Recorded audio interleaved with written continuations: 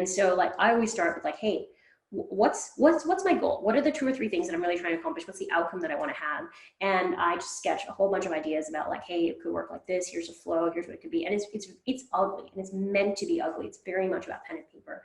But I find that documenting it in that way forces me to really clarify my thinking. And so I always start with that before I move into anything else. And then, I'm fortunate now to have like a great design team as well that I work really closely with.